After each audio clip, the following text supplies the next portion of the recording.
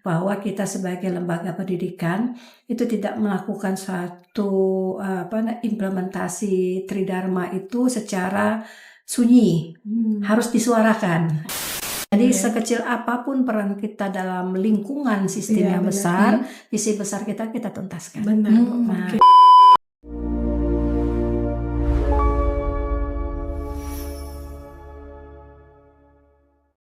Pergi ke pasar membeli kue nih. Suai, Singgah sebentar di Panam Kota. suai. Selamat datang di podcast hari ini bersama FEB Undri Kita Menyapa. Assalamualaikum warahmatullahi wabarakatuh. Selamat datang kembali di podcast perdana Media Center channel YouTube Undri Official. Hari ini adalah momen yang sangat spesial. Setelah sekian lama podcast FEB Unri tidak hadir, hari ini kita tampil dengan wajah baru dalam podcast perdana Media Center FEB Unri. Yeay. Nah, sepertinya tidak Kak Sari saja yang boleh berpantun ya. Oh, oke. Saya juga harus berpantun nih. Oke. Apa itu? Oke. Bunga melati tumbuh di taman, Suai. harum wangi di dekat muara. Suai. Mari sambut acara obrolan hangat dan nyaman. Semoga acara lancar luar biasa. Amin ya rabbal alamin. Jadi untuk podcast ini bukan hanya menjadi konten pembuka, tetapi juga menjadi penanda bahwa FEB Undri telah hadir kembali dalam pendidikan, informasi, edukasi, inspirasi, dan cita-cita baru dari Fakultas Ekonomi Bisnis Universitas Riau. Dan pada podcast perdana ini tentunya kita menghadirkan sosok utama di balik FEB Unri dong Kak Sari. Wah, siapa itu sosok utamanya? Ya, beliau adalah Women Beyond di FEB. Please, penasaran nih. Kalau woman berarti perempuan dong. Ya dong, Ibu Dekan kita, Ibu Dr. Hajah Elvi Purwanti SEME. Selamat datang Ibu. Selamat datang Ibu. terima kasih. Terima kasih Ibu Lina sudah dan hadir. Sari. Baik. Terima kasih banyak ya Ibu sudah hadir di podcast perdana kita hari ini. Senang sekali Bu bisa kehadiran Ibu di sini untuk langsung berbagi pengalaman, prestasi dan cerita kepemimpinan Ibu di FEB Unri. Baik. Jadi Bu, ini kan perdana. Namanya perdana itu berarti momen penting nih Bu ya. Nah, jadi di sini saya ingin bertanya, apa sih yang Ibu lihat gitu, yang Ibu nilai dari hadirnya podcast perdana ini, yang kurang lebih 2 tahun ya Bu, terakhir kita benar. ada podcast di FEB Unri, ini perdana kita ajukan. Jadi apa sih yang Ibu lihat dengan hadirnya Ibu hari ini di podcast perdana ini gitu? Ya, terima kasih Sari, Mina juga. Ini seperti perenungan panjang sebenarnya kalau ditanya bagaimana Ibu merespon hadirnya podcast perdana sebagai momentum kembalinya YouTube kita ya. Memang tidak mudah ya. Ya, mungkin Ibu akan menjelaskan salah satunya bahasa dulu sebelum kita menjawab. Bahasa berat selalu berganti menjadi tidak ringan. Jadi akan masuk ke dalam pikiran kita itu ringan. Iya benar. Nah, tidak mudah berarti jadi mudah. Nah, bagi Ibu itu penting karena itu memang Ibu selalu terapkan dalam melakukan komunikasi. Nah, Fakultas Ekonomi dan Bisnis ini sudah punya perangkat podcast itu cukup lama sebenarnya. Sejak Bu Rektor yang sekarang, Bu Rektor yang waktu itu dekan Fakultas Ekonomi ini udah dibangun. Terinspirasi dari kampus-kampus besar di Jawa. Bahwa kita sebagai lembaga pendidikan itu tidak melakukan suatu implementasi Tridharma itu secara sunyi.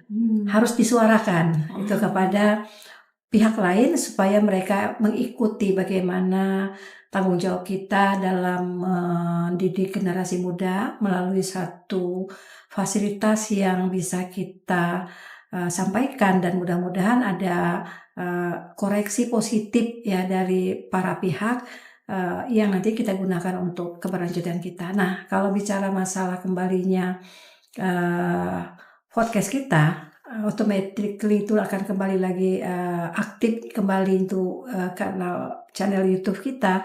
Itu tentu saja Ibu sangat bahagia menyambut momentum itu Tapi di balik semuanya kita berpikir bahwa media center itu adalah suatu wadah yang harus diisi oleh orang-orang yang memang peduli dan mau berkontribusi aktif untuk bisa menjadikan Fakultas Ekonomi ini memiliki wadah komunikasi yang sangat baik. Nah, hadirnya ini menjadi momentum luar biasa bahwa apapun yang sudah kita investasikan untuk menjadi bagian dari institusi pemerintah melalui dana masyarakat yang kita kelola ini, kita harus bertanggung jawab untuk memaksimalkan manfaatnya. Kalau dia boleh jeda, tapi tidak boleh berhenti. Nah, hari ini bertemunya dua hal, yaitu adanya infrastruktur. Yang keduanya adalah adanya dosen-dosen muda, staf-staf luar biasa yang bersedia menjadi bagian daripada penggerak. Itu menjadi suatu hal yang Ibu yakin dan sangat optimis bahwa apa yang kita lakukan ini sebagai momentum awal bangkitnya kembali itu akan menjadi perjalanan luar biasa yang sama-sama kita syukuri ke depannya untuk Fakultas Ekonomi dan Bisnis yang kita cintai. Begitu. Luar biasa. Luar biasa, menarik sekali Kak Sari.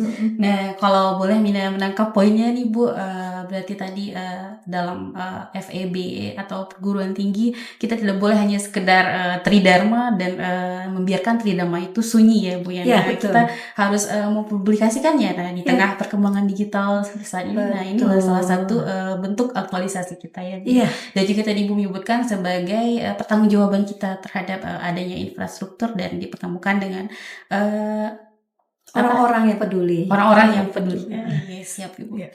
Memang sih yang perlu kita lihat di situ adalah podcast itu menjadi ruang edukasi ke depannya, bahkan branding. Ya, salah satu ya, karena kita pasti memperkuat semua entitas karena dia harus sangat holistik dan komprehensif sebenarnya. Mungkin seperti itu kali. Baik Bu, boleh dikatakan podcast FEB ini tidak hanya sebagai ruang edukasi ya Bu ya, tapi juga informatif dan publikasi untuk semua output ataupun prestasi mungkin yang dicetak dalam FEB.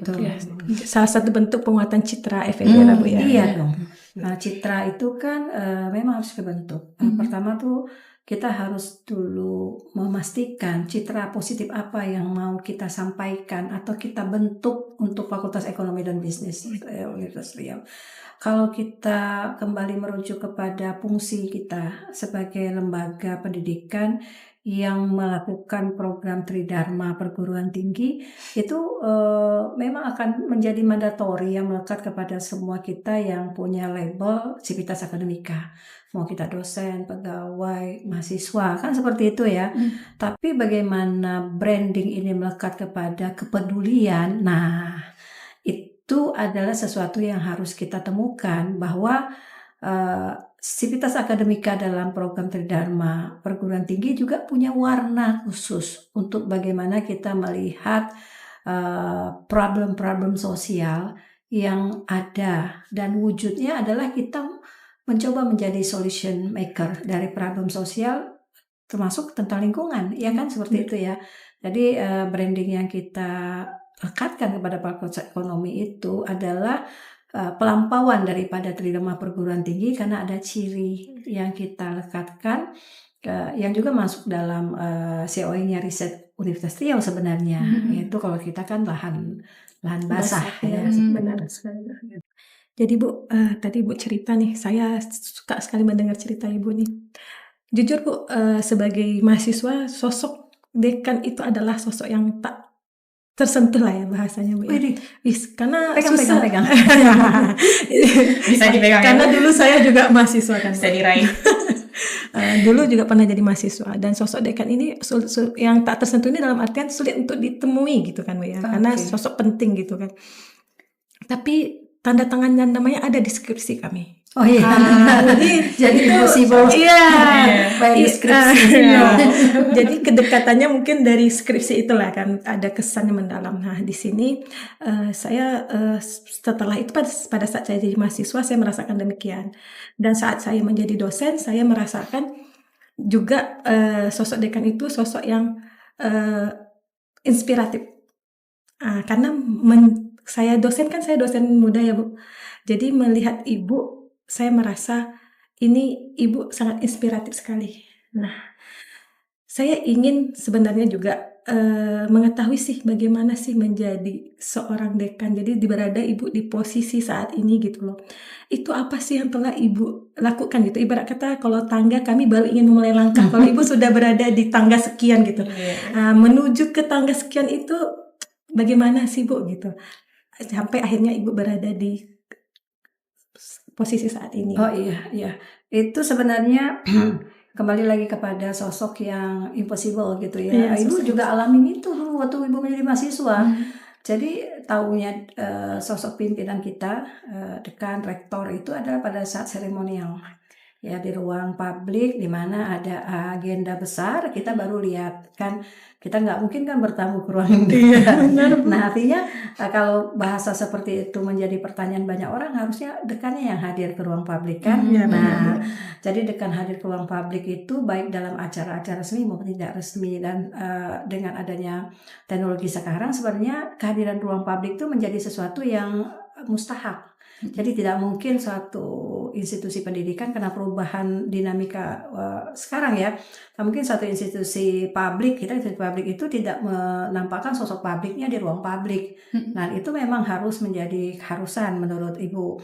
Jadi cuman bagaimana caranya kemudian kita proses Ibu sampai menjadi dekan, sebenarnya itu juga bukan Ibu tidak pernah membuat label impian tuh dalam bentuk jabatan gitu.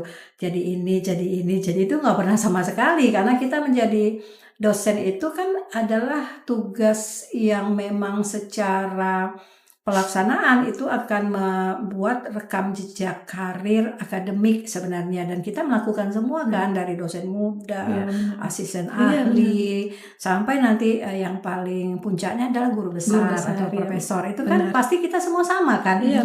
Sari, Dita maupun Mina atau siapapun yang sekarang masuk di tim media center pastinya punya karir path yang clear kan untuk dan suatu menjadi guru besar. Nah sekarang Ibu masuk ke dalam ranah kepemimpinan manajerial, dan itu memang tidak direncanakan juga dari awal ketika Ibu menjadi dosen. Cuman ada satu hal yang paling penting kalau menurut Ibu.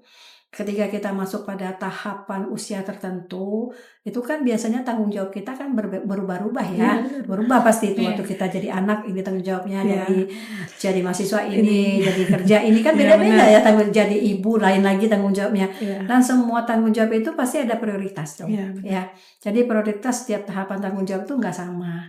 Dan kesadaran kita terhadap prioritas itu yang paling penting, itu satu. Terus yang kedua, memang sebagai insan itu ya, maksudnya makhluk yang Allah ciptakan ke muka bumi ini, cita-cita besar kita tuh harus kita azamkan sejak awal, karena kita punya keinginan suatu saat kita sampai kemana. Kalau umat Islam pasti husnul khotimah, surga seperti itu ya. Dan itu ada poin paling penting, bagaimana kita sampai ke sana dengan cita-cita besar kemaslahatan. Jadi visi besar itu harus ada di kita, manfaat apa yang akhirnya harus kita berikan pada puncak impian kita.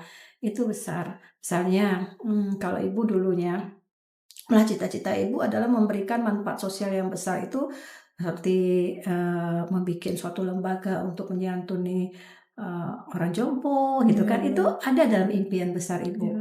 Karena melihat dinamika sosial, bagaimana orang-orang mungkin kekurangan sumber daya ketika pada usia tertentu, karena Indonesia tidak menciptakan sistem sosial yang nyaman misalnya untuk orang-orang tua, itu kita akui kan. Nah kembali lagi bagaimana caranya, tadi Ibu udah bilang semua hidup itu ada tahapan, setiap tahapan ada visi itulah yang kita harus optimalkan.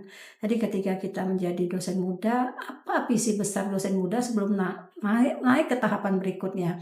Masalah nanti Ibu terlempar kepada tanggung jawab manajerial, bukan hanya di dalam institusi universitas dan keluar, itu adalah proses yang Allah berikan ketika kita siap dan kesempatan itu datang.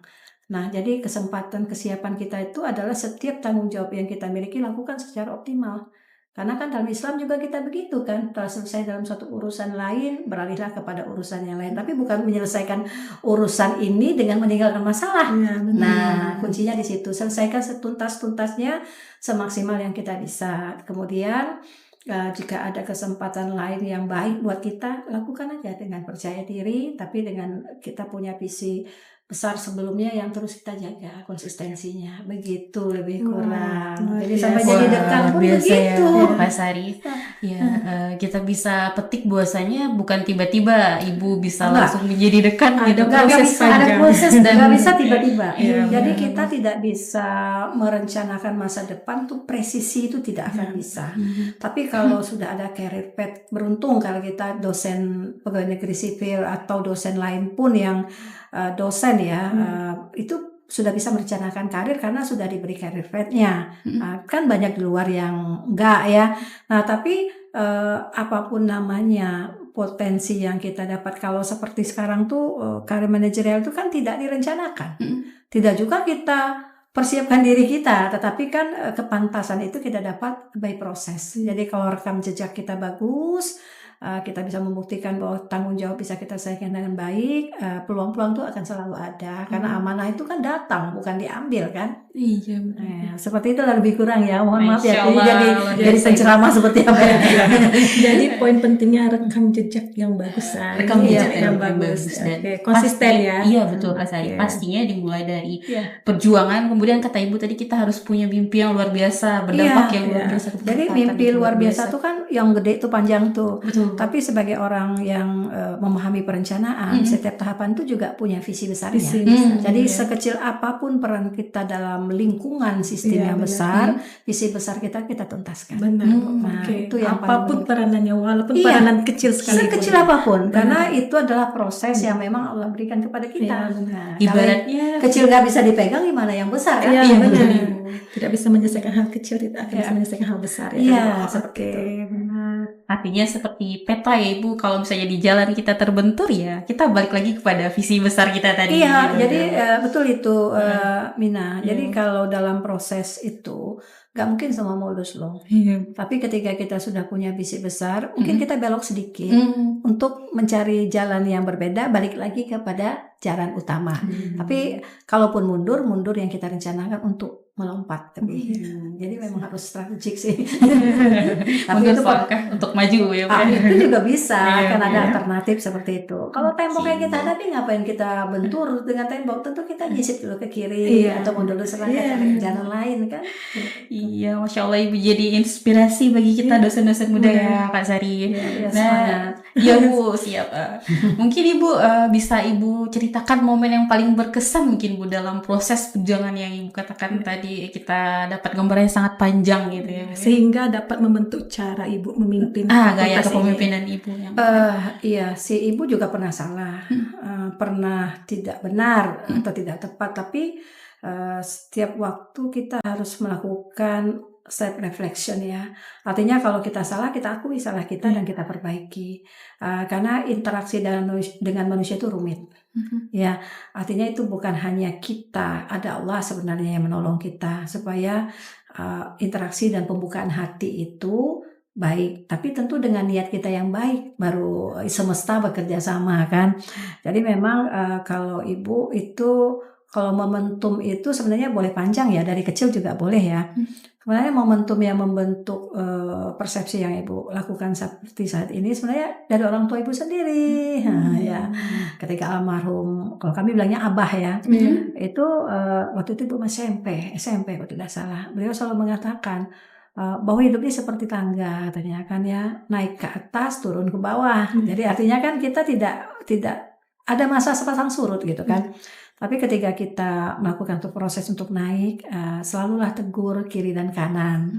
Artinya ada orang-orang yang punya potensi yang sama dengan kita, yang berada di sekeliling kita, yang perlu kita tegur, kita ajak, kita bersama-sama. Karena ketika kita naik menanjak dan suatu saat kita harus turun, orang-orang yang kita tegur adalah bagian yang kita juga sapa dengan gembira. Artinya terlalu jadi sejak saat itu ibu selalu berpikir bahwa kehidupan ini memang harus dijalankan dengan aura positif apapun masalahnya. Jadi momentum-momentum yang kita dapatkan itu harus menjadi pembelajaran bagi diri kita sendiri.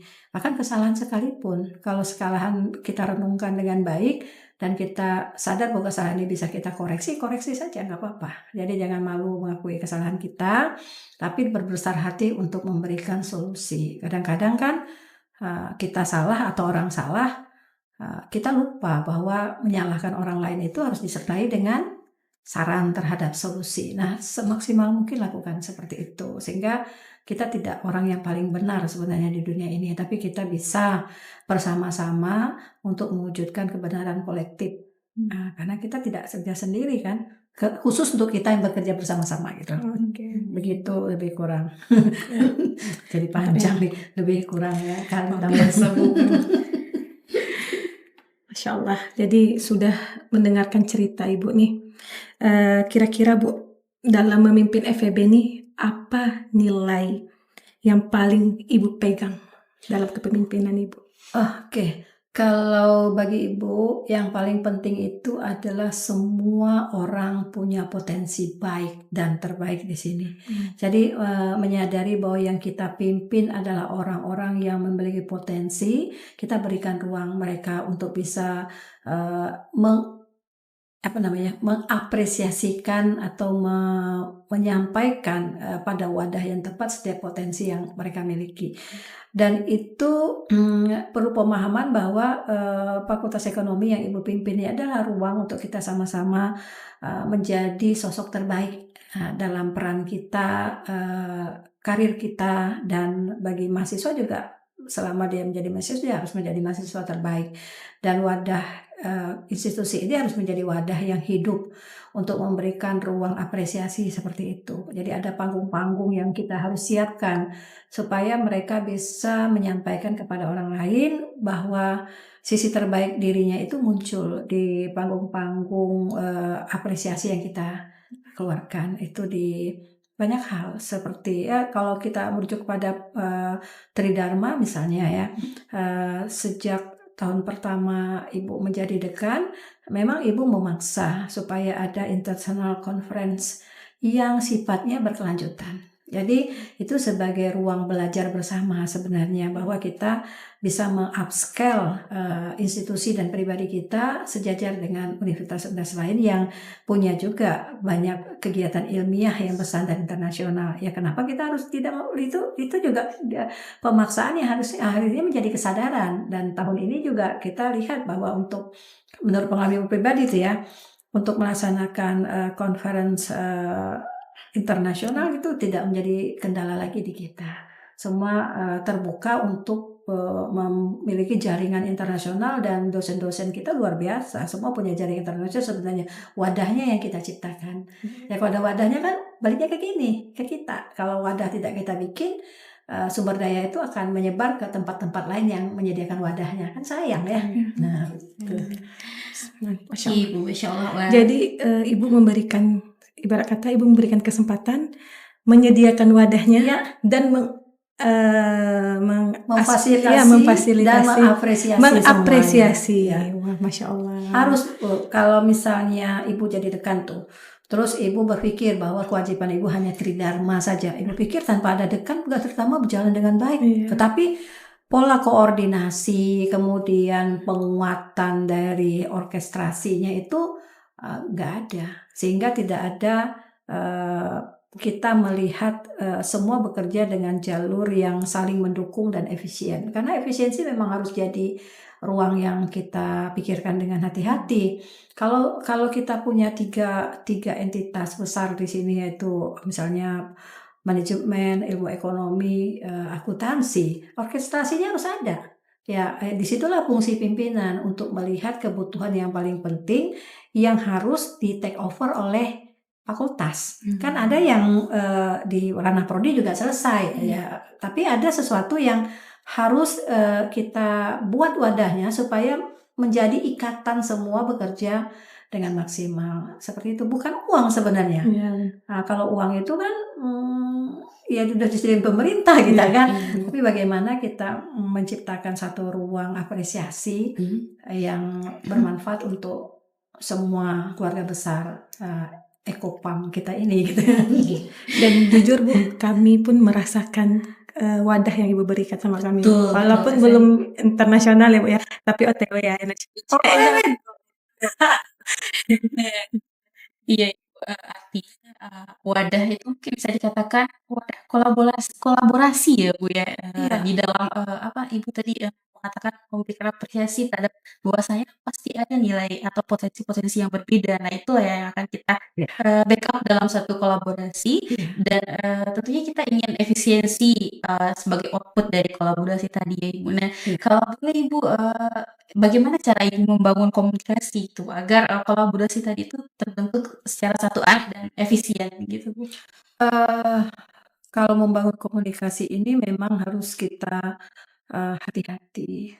Ketika Ibu berpikir masalah komunikasi, Ibu tentu merujuk kepada hal yang paling fundamental untuk membuat komunikasi itu mampu menyampaikan keinginan kita dan komunikan bergerak sesuai dengan keinginan kita.